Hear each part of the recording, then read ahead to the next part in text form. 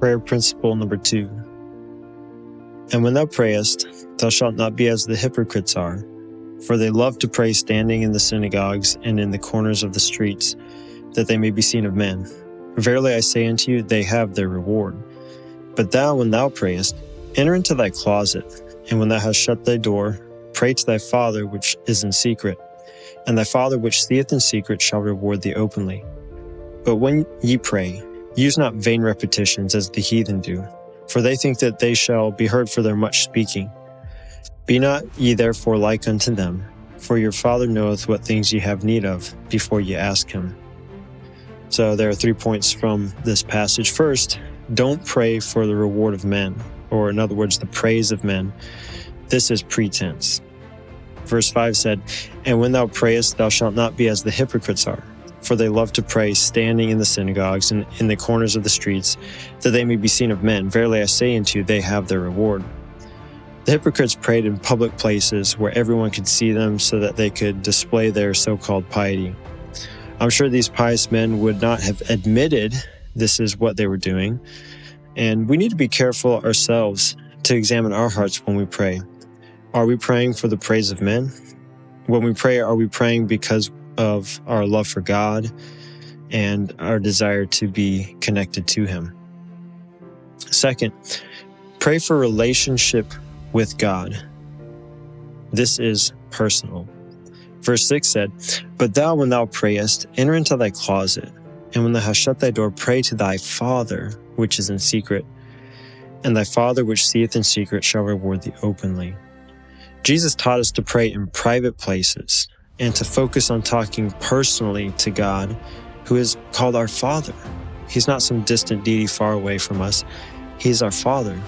This is personal. Jesus' admonition to pray in private does not mean we should never pray in public settings, but it does highlight the importance of humility in prayer. I believe it also highlights the importance of spending quiet time with God where we can focus intently on Him. Jesus exemplified this practice by retreating to quiet places to be alone and to pray. So when we pray, do we pray because we want the praise of men, or because we love spending time with our Father? The special blessing comes when we pray to God humbly out of our love for Him. He will reward us, not for seeking the praise of men, but rather a personal connection with Him. Third, don't pray robotically. This is purposeless. Verse 7 said, But when ye pray, use not vain repetitions, as the heathen do, for they think that they shall be heard for their much speaking. Be not ye therefore like unto them, for your Father knoweth what things ye have need of before ye ask Him. Jesus said, don't pray with vain repetition. Vain repetition can be viewed as praying robotic, memorized prayers over and over. Many treat prayer like a good luck charm. You go through the motion of prayer, and if you do it enough, you will get a good result. Jesus said that prayer is not this way.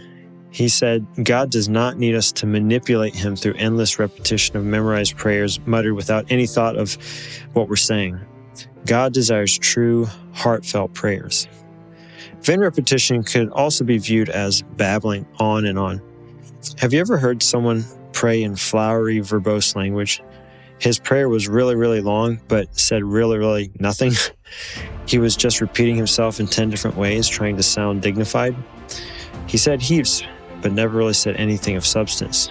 Jesus said not to pray this way. When we pray, we should not pray for the reward or praise of men out of pretense, but rather we should pray prayers flowing from our relationship with God, out of a genuine heart to fellowship with Him. Prayer is not robotic, repetitious procedure. It is an actual conversation with our Father.